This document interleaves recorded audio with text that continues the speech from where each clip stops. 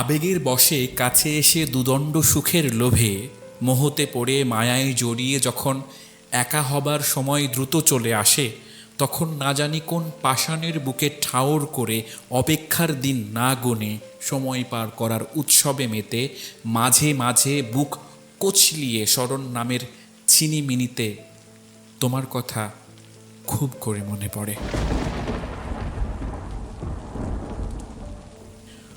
খুব মনে পড়ার প্রতি উত্তরে কিছু না করতে পারার অভিমানে, সময় ফিরিয়ে পাবার প্রত্যয়ে পাষণ্ড হতে চাওয়ার কল্পনায় যখন ভাটা পড়ে, ঠিক তখন আবার নতুন করে তোমাকে মনে পড়ে। বিশ্বাস করো, খুব মনে পড়ে। এই মনে পড়াটা রিকশায়, বাসে, ঘাটে, খাটে, চুরিতে, ঝুড়িতে, সিঙ্গারা, পেয়ারার মুড়িতে, অলিতে গলিতে, হাঁটাহাঁটিতে, কোথাও কোনো নিরুদ্দেশে নতুন কিছু ঘুরে দেখার আকুলি বিকুলিতে বা সাবান দিয়ে গোসল করাতে।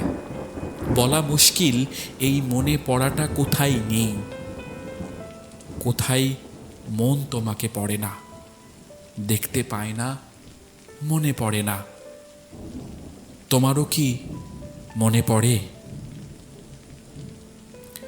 সংসারের টানে, নতুন আবহাওয়ায়, পরিবেশের পরিবর্তনে সেই দিনগুলো জলাঞ্জলি দিয়ে বুকে পাষাণ বেঁধে আছো, নাকি সময়ের স্রোতে সত্যিই সব মুছে গেছে, পদচিহ্নটুকু কি আর নেই?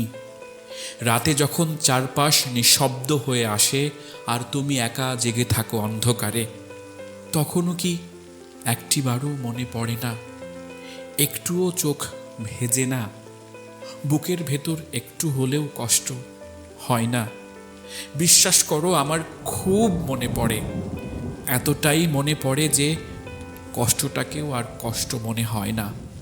মনে হয় এই মনে পড়াটুকুই শেষ সম্বল, এই একটাই সত্যি, বাকি সব হয়তো সময়ের স্রোতে ভেসে গেছে, কিন্তু এই একটা জিনিস এখনো বুকের মাঝে থেকে গেছে, তুমি।